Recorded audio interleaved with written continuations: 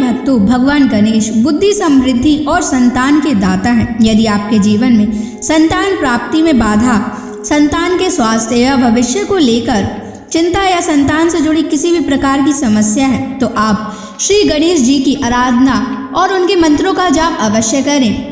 भगवान गणेश के मंत्रों का नियमित 108 बार जाप करने से आपके पुत्र पर बने हुए सारे संकट एक बार में ही खत्म हो जाएंगे और आपके पुत्र पर भगवान गणेश की असीम कृपा बनी रहेगी। इसलिए आज हम आपको भगवान गणेश का एक ऐसा चमत्कारी और प्रभावशाली मंत्र बताने जा रहे हैं, जिस मंत्र के नियमित 108 बार जाप करने से आपका पुत्र हमेशा खुश रहेगा और उसका स्वास्थ्य हमेशा अच्छा बना रहेगा।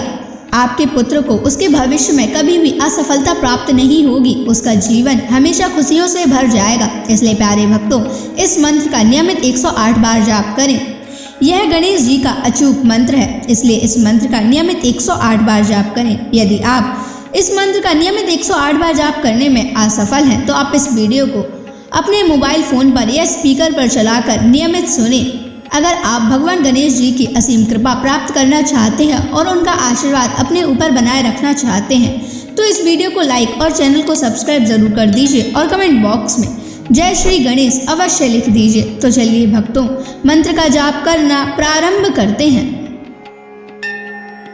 ओम ग्लौम गम गणपतये सर्वदुष्ट ग्रहे बाधा विनाशाय स्वाहा।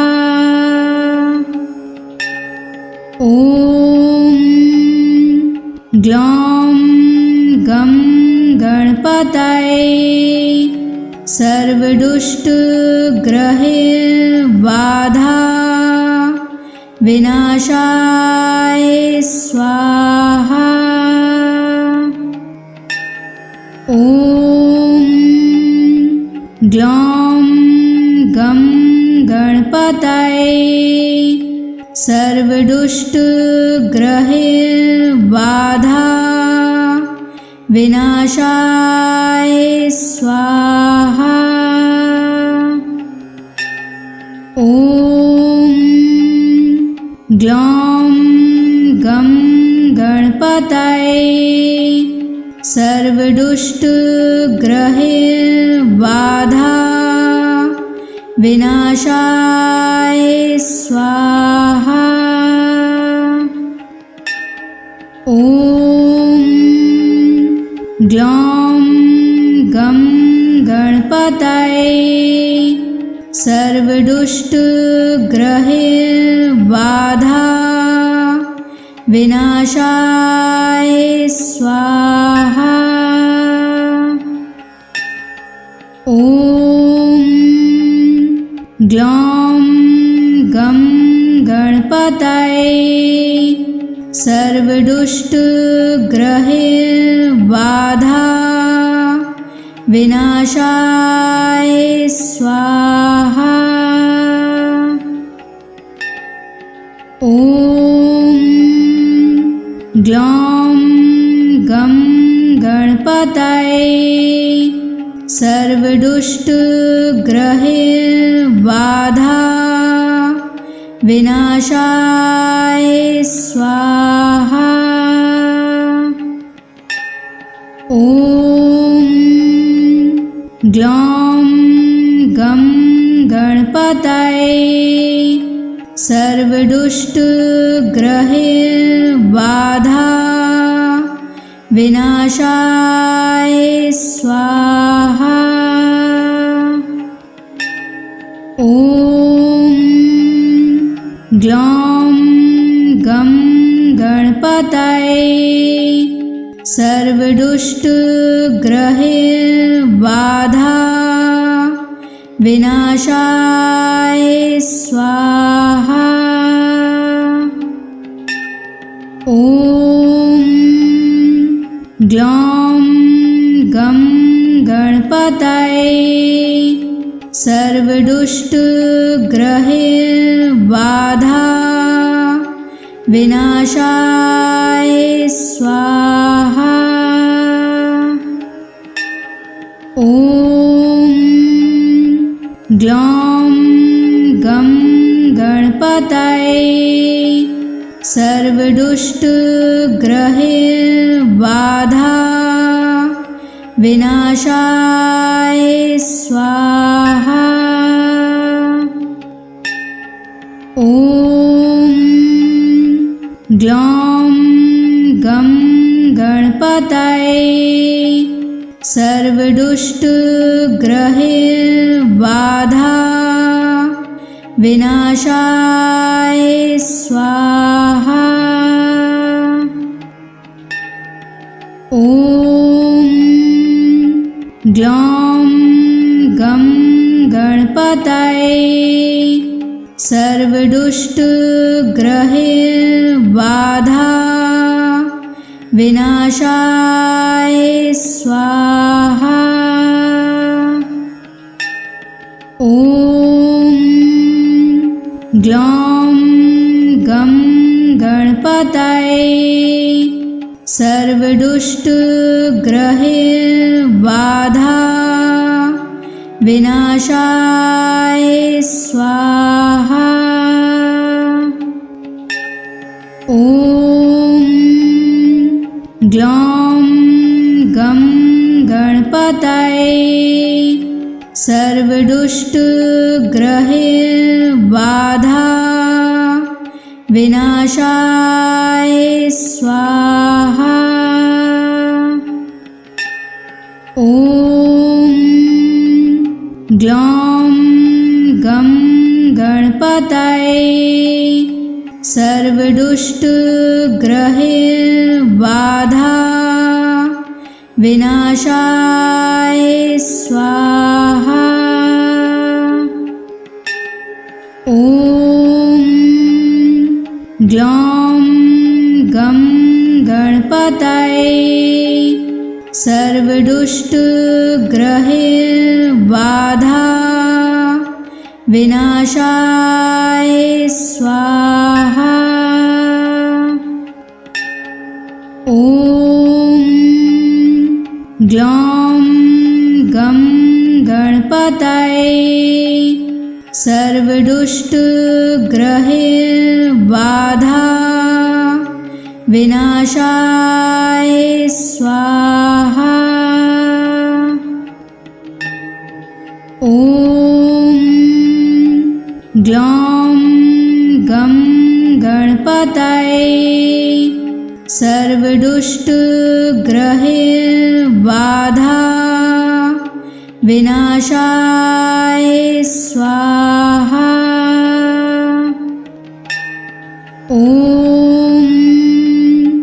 ग्लौं गं गणपतये सर्वदुष्टग्रहबाधा विनाशाय स्वाहा। ॐ ग्लौं गं गणपतये सर्वदुष्टग्रहबाधा विनाशाय स्वाहा। ॐ ग्लौं गं गणपतये सर्वदुष्टग्रहबाधा विनाशाय स्वाहा। ॐ ग्लौं गं गणपतये सर्वदुष्टग्रहबाधा विनाशाय स्वाहा। ॐ ग्लौं गं गणपतये सर्वदुष्टग्रहबाधा विनाशाय स्वाहा। ॐ ग्लौं गं गणपतये सर्वदुष्टग्रहैर्बाधा विनाशाय स्वाहा। ॐ ग्लौं गं गणपतये सर्वदुष्टग्रहैर्बाधा विनाशाय स्वाहा। ॐ ग्लौं गं गणपतये सर्वदुष्टग्रहैर्बाधा विनाशाय स्वाहा। ॐ ग्लौं गं गणपतये सर्वदुष्टग्रहैर्बाधा विनाशाय स्वाहा। ॐ ग्लौं गं गणपतये सर्वदुष्टग्रहैर्बाधा विनाशाय स्वाहा। ॐ ग्लौं गं गणपतये सर्वदुष्टग्रहैर्बाधा विनाशाय स्वाहा। ॐ ग्लौं गं गणपतये सर्वदुष्टग्रहैर्बाधा विनाशाय स्वाहा। ॐ ग्लौं गं गणपतये सर्वदुष्टग्रहैर्बाधा विनाशाय स्वाहा। ॐ ग्लौं गं गणपतये सर्वदुष्टग्रहैर्बाधा विनाशाय स्वाहा। ॐ ग्लौं गं गणपतये सर्वदुष्टग्रहैर्बाधा विनाशाय स्वाहा। ॐ ग्लौं गं गणपतये सर्वदुष्टग्रहैर्बाधा विनाशाय स्वाहा। ॐ ग्लौं गं गणपतये सर्वदुष्टग्रहैर्बाधा विनाशाय स्वाहा। ॐ ग्लौं गं गणपतये सर्वदुष्टग्रहैर्बाधा विनाशाय स्वाहा। ॐ ग्लौं गं गणपतये सर्वदुष्टग्रहैर्बाधा विनाशाय स्वाहा। ॐ ग्लौं गं गणपतये सर्वदुष्टग्रहैर्बाधा विनाशाय स्वाहा। ॐ ग्लौं गं गणपतये सर्वदुष्टग्रहबाधा विनाशाय स्वाहा। ॐ ग्लौं गं गणपतये सर्वदुष्टग्रहबाधा विनाशाय स्वाहा। ॐ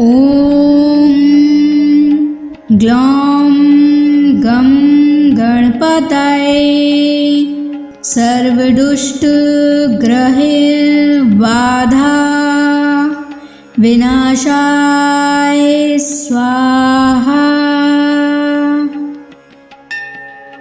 ॐ ग्लौं गं गणपतये सर्वदुष्टग्रहबाधा विनाशाय स्वाहा। ॐ ग्लौं गं गणपतये सर्वदुष्टग्रहबाधा विनाशाय स्वाहा। ॐ ग्लौं गं गणपतये सर्वदुष्टग्रहबाधा विनाशाय स्वाहा। ॐ ग्लौं गं गणपतये सर्वदुष्टग्रहबाधा विनाशाय स्वाहा। ॐ ग्लौं गं गणपतये सर्वदुष्टग्रहबाधा विनाशाय स्वाहा। ॐ ग्लौं गं गणपतये सर्वदुष्टग्रहबाधा विनाशाय स्वाहा। ॐ ग्लौं गं गणपतये सर्वदुष्टग्रहबाधा विनाशाय स्वाहा। ॐ ग्लौं गं गणपतये सर्वदुष्टग्रहबाधा विनाशाय स्वाहा। ॐ ग्लौं गं गणपतये सर्वदुष्टग्रहबाधा विनाशाय स्वाहा। ॐ ग्लौं गं गणपतये सर्वदुष्टग्रहबाधा विनाशाय स्वाहा। ॐ ग्लौं गं गणपतये सर्वदुष्टग्रहबाधा विनाशाय स्वाहा। ॐ ग्लौं गं गणपतये सर्वदुष्टग्रहबाधा विनाशाय स्वाहा। ॐ ग्लौं गं गणपतये सर्वदुष्टग्रहबाधा विनाशाय स्वाहा। ॐ ग्लौं गं गणपतये सर्वदुष्टग्रहबाधा विनाशाय स्वाहा। ॐ ग्लौं गं गणपतये सर्वदुष्टग्रहबाधा विनाशाय स्वाहा। ॐ ग्लौं गं गणपतये सर्वदुष्टग्रहबाधा विनाशाय स्वाहा। ॐ ग्लौं गं गणपतये सर्वदुष्टग्रहबाधा विनाशाय स्वाहा। ॐ ग्लौं गं गणपतये सर्वदुष्टग्रहबाधा विनाशाय स्वाहा। ॐ ग्लौं गं गणपतये सर्वदुष्टग्रहबाधा विनाशाय स्वाहा। ॐ ग्लौं गं गणपतये सर्वदुष्टग्रहबाधा विनाशाय स्वाहा। ॐ ग्लौं गं गणपतये सर्वदुष्टग्रहबाधा विनाशाय स्वाहा। ॐ ग्लौं गं गणपतये सर्वदुष्टग्रहबाधा विनाशाय स्वाहा। ॐ ग्लौं गं गणपतये सर्वदुष्टग्रहबाधा विनाशाय स्वाहा। ॐ ग्लौं गं गणपतये सर्वदुष्टग्रहबाधा विनाशाय स्वाहा। ॐ ग्लौं गं गणपतये सर्वदुष्टग्रहबाधा विनाशाय स्वाहा। ॐ ग्लौं गं गणपतये सर्व सर्वदुष्टग्रहैर्बाधा विनाशाय स्वाहा। ॐ ग्लौं गं गणपतये सर्वदुष्टग्रहैर्बाधा विनाशाय स्वाहा। ॐ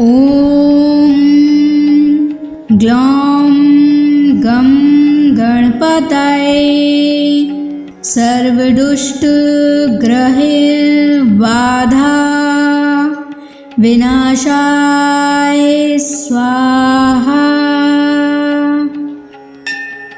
ॐ ग्लौं गं गणपतये सर्वदुष्टग्रहैर्बाधा विनाशाय स्वाहा। ॐ ग्लौं गं गणपतये सर्वदुष्टग्रहैर्बाधा विनाशाय स्वाहा। ॐ ग्लौं गं गणपतये सर्वदुष्टग्रहैर्बाधा विनाशाय स्वाहा। ॐ ग्लौं गं गणपतये सर्वदुष्टग्रहैर्बाधा विनाशाय स्वाहा। ॐ ग्लौं गं गणपतये सर्वदुष्टग्रहैर्बाधा विनाशाय स्वाहा। ॐ ग्लौं गं गणपतये सर्वदुष्टग्रहैर्बाधा विनाशाय स्वाहा। ॐ ग्लौं गं गणपतये सर्वदुष्टग्रहैर्बाधा विनाशाय स्वाहा। ॐ ग्लौं गं गणपतये सर्वदुष्टग्रहैर्बाधा विनाशाय स्वाहा। ॐ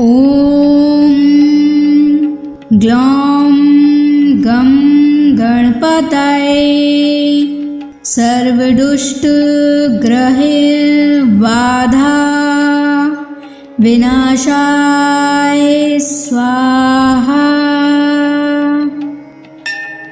ॐ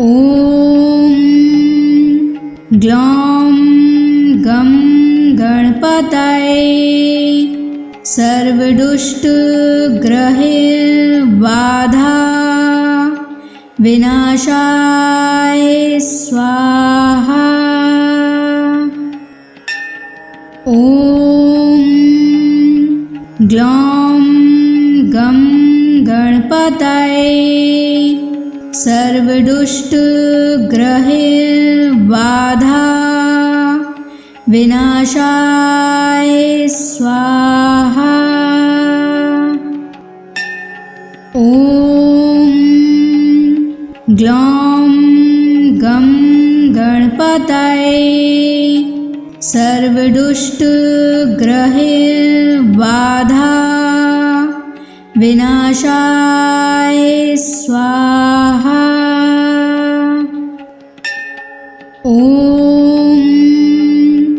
ग्लौं गं गणपतये सर्वदुष्टग्रहबाधा विनाशाय स्वाहा।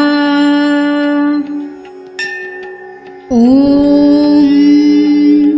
ग्लौं गं गणपतये सर्वदुष्टग्रहबाधा विनाशाय स्वाहा। ॐ ग्लौं गं गणपतये सर्वदुष्टग्रहबाधा विनाशाय स्वाहा। ॐ ग्लौं गं गणपतये सर्वदुष्टग्रहबाधा विनाशाय स्वाहा।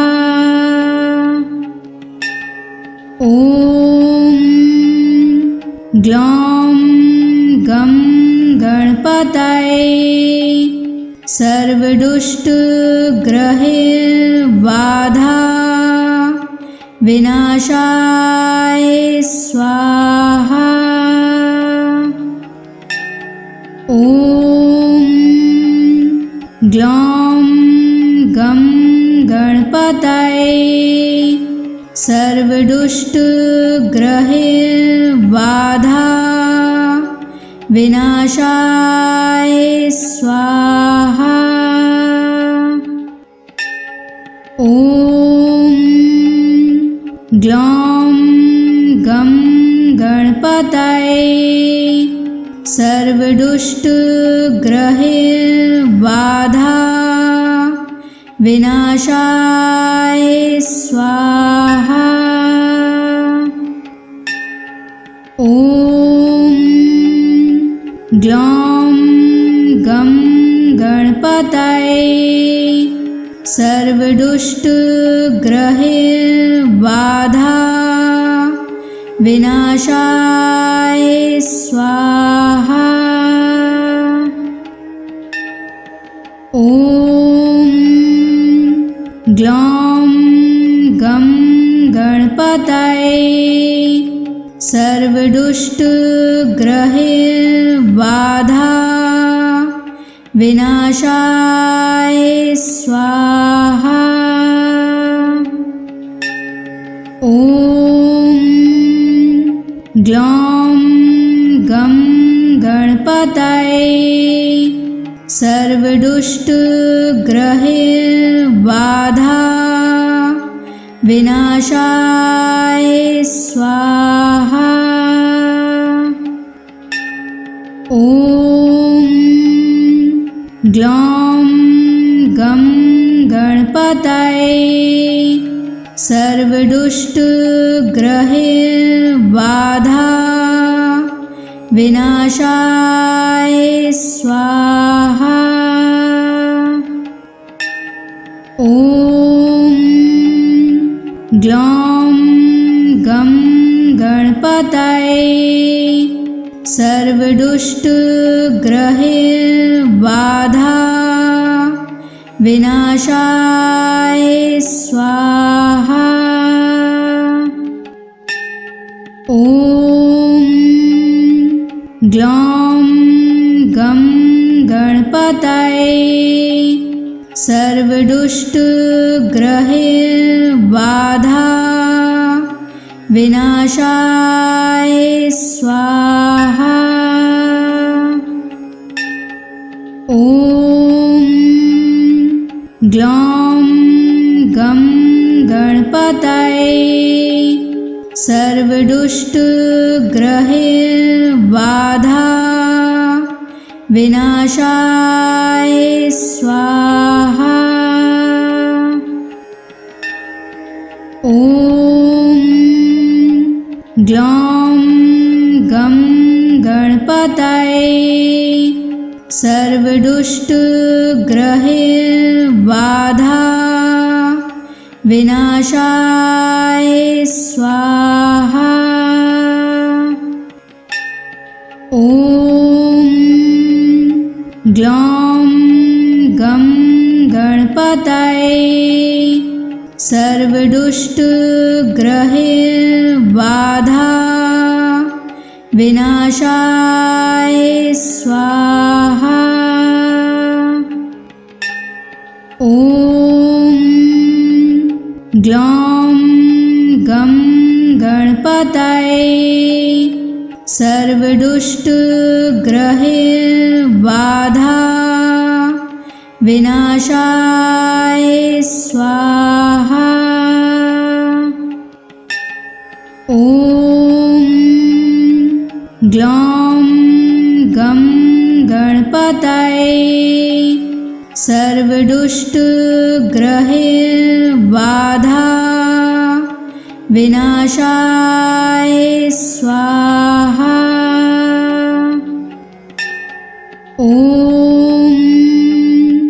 ग्लौं गं गणपतये सर्वदुष्टग्रहैर्बाधा विनाशाय स्वाहा। ॐ ग्लौं गं गणपतये सर्वदुष्टग्रहैर्बाधा विनाशाय स्वाहा। ॐ ग्लौं गं गणपतये सर्वदुष्टग्रहैर्बाधा विनाशाय स्वाहा। ॐ ग्लौं गं गणपतये सर्वदुष्टग्रहैर्बाधा विनाशाय स्वाहा। ॐ ग्लौं गं गणपतये सर्वदुष्टग्रहैर्बाधा विनाशाय स्वाहा। ॐ ग्लौं गं गणपतये सर्वदुष्टग्रहैर्बाधा विनाशाय स्वाहा। ॐ ग्लौं गं गणपतये सर्वदुष्टग्रहैर्बाधा विनाशाय स्वाहा। ॐ ग्लौं गं गणपतये सर्वदुष्टग्रहैर्बाधा विनाशाय स्वाहा।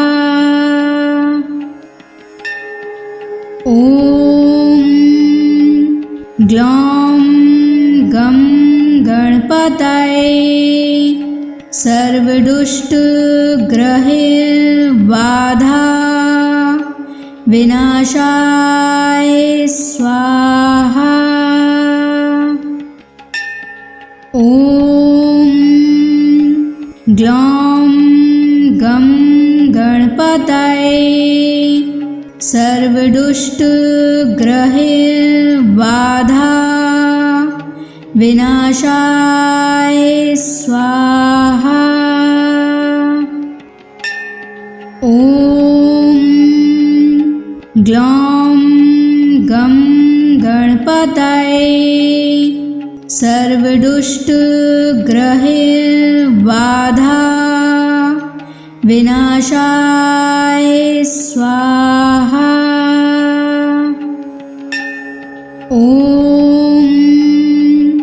ग्लौं गं गणपतये सर्वदुष्टग्रहबाधा विनाशाय स्वाहा।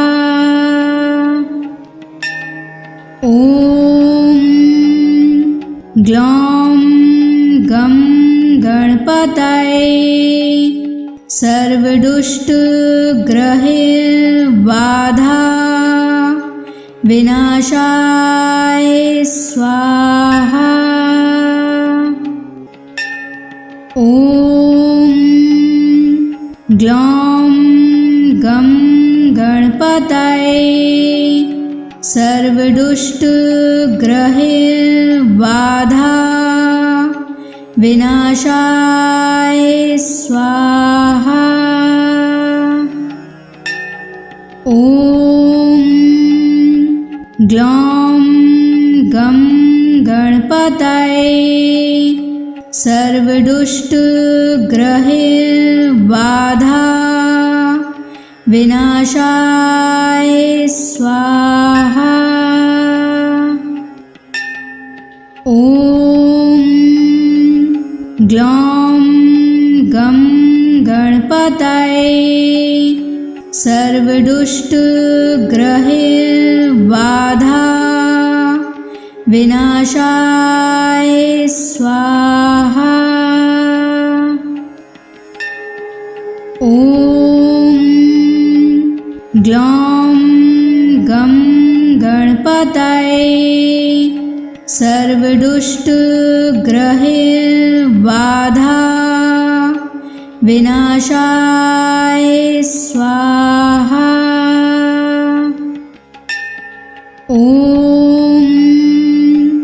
ग्लौं गं गणपतये सर्वदुष्टग्रहबाधा विनाशाय स्वाहा। ॐ ग्लौं गं गणपतये सर्वदुष्टग्रहबाधा विनाशाय स्वाहा। ॐ ग्लौं गं गणपतये सर्वदुष्टग्रहबाधा विनाशाय स्वाहा। ॐ ग्लौं गं गणपतये सर्वदुष्टग्रहबाधा विनाशाय स्वाहा। ॐ ग्लौं गं गणपतये सर्वदुष्टग्रहबाधा विनाशाय स्वाहा। ॐ ग्लौं गं गणपतये सर्वदुष्टग्रहबाधा विनाशाय स्वाहा। ॐ ग्लौं गं गणपतये सर्वदुष्टग्रहबाधा विनाशाय स्वाहा। ॐ ग्लौं गं गणपतये सर्वदुष्टग्रहबाधा विनाशाय स्वाहा। ॐ ग्लौं गं गणपतये सर्वदुष्टग्रहबाधा विनाशाय स्वाहा। ॐ ग्लौं गं गणपतये सर्वदुष्टग्रहबाधा विनाशाय स्वाहा। ॐ ग्लौं गं गणपतये सर्वदुष्टग्रहबाधा विनाशाय स्वाहा। ॐ ग्लौं गं गणपतये सर्वदुष्टग्रहबाधा विनाशाय स्वाहा। ॐ ग्लौं गं गणपतये सर्वदुष्टग्रहबाधा विनाशाय स्वाहा। ॐ ग्लौं गं गणपतये सर्वदुष्टग्रहबाधा विनाशाय स्वाहा। ॐ ग्लौं गं गणपतये सर्वदुष्टग्रहबाधा विनाशाय स्वाहा। ॐ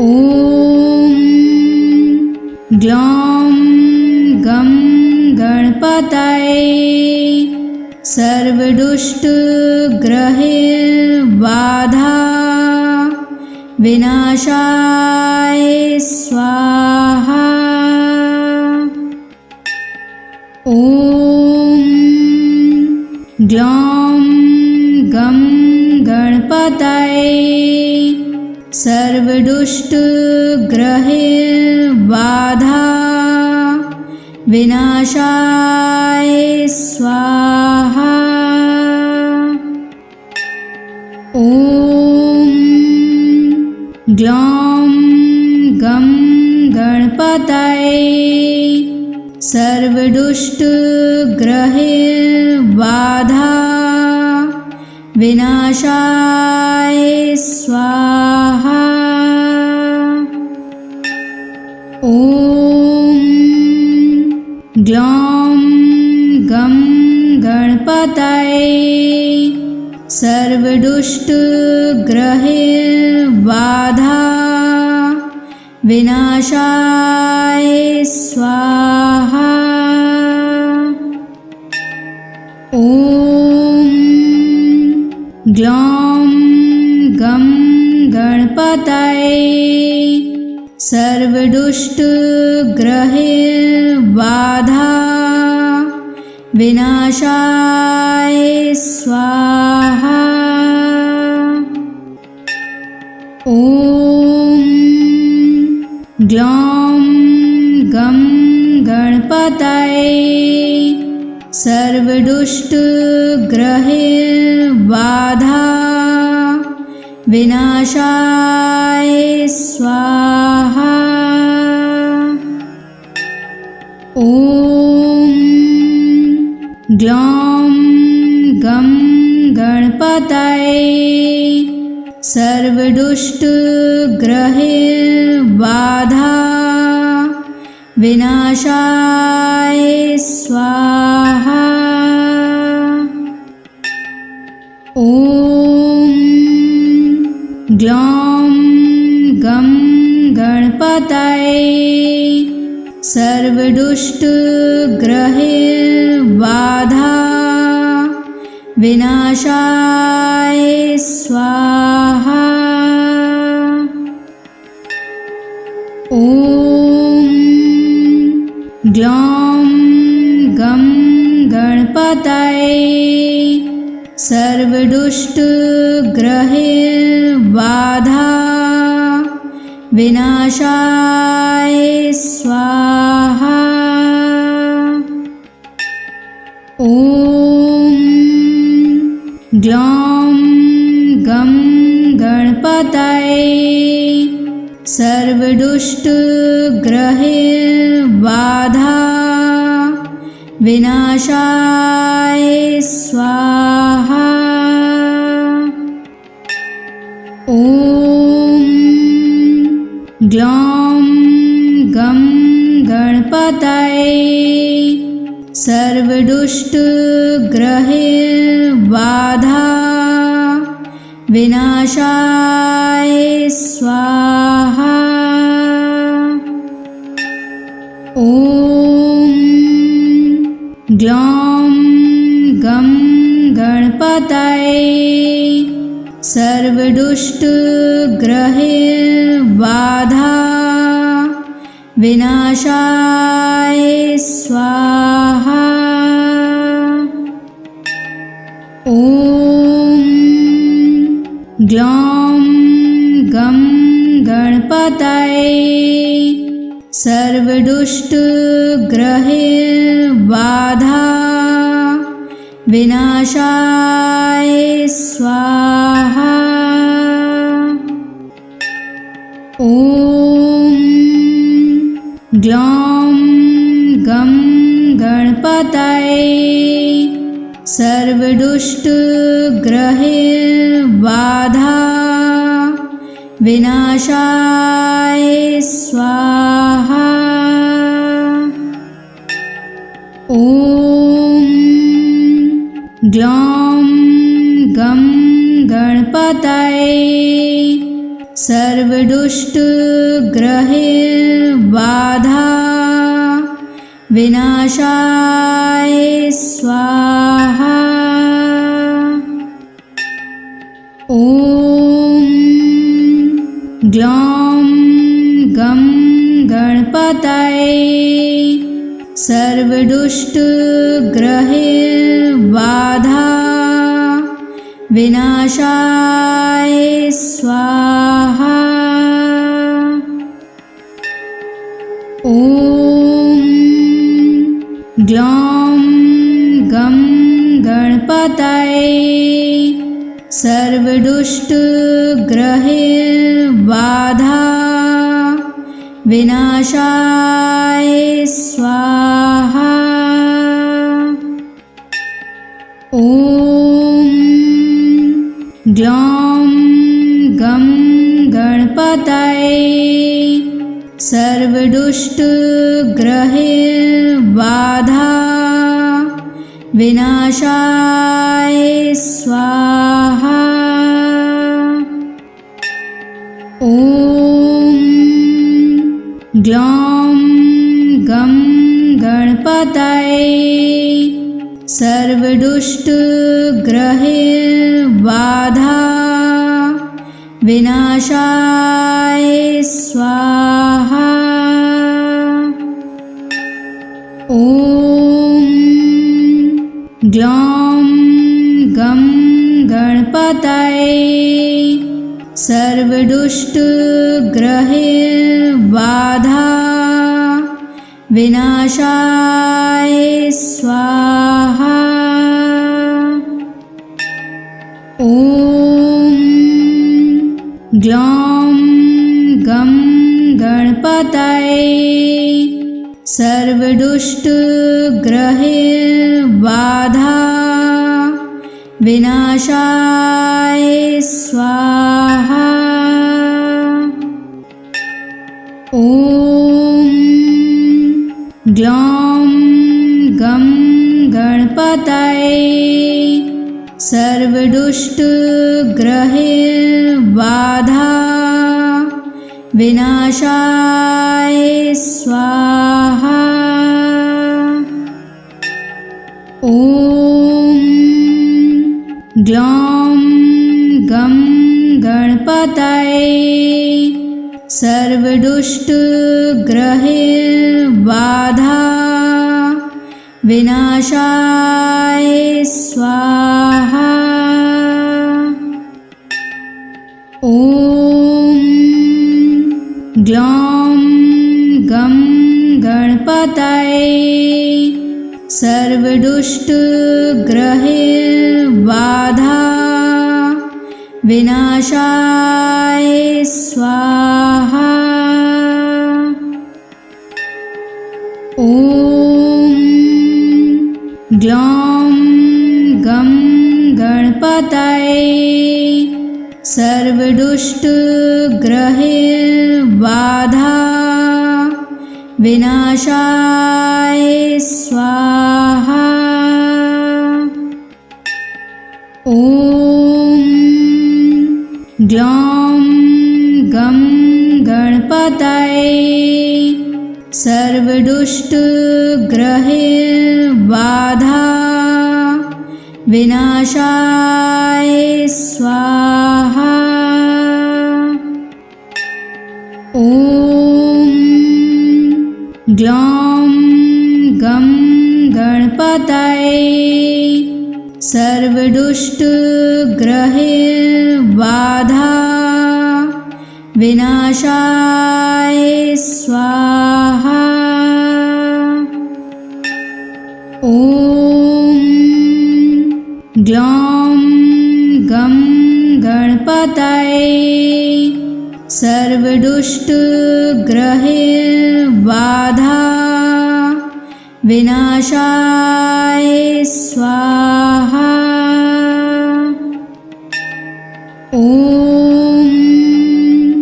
ग्लौं गं गणपतये सर्वदुष्टग्रहैर्बाधा विनाशाय स्वाहा।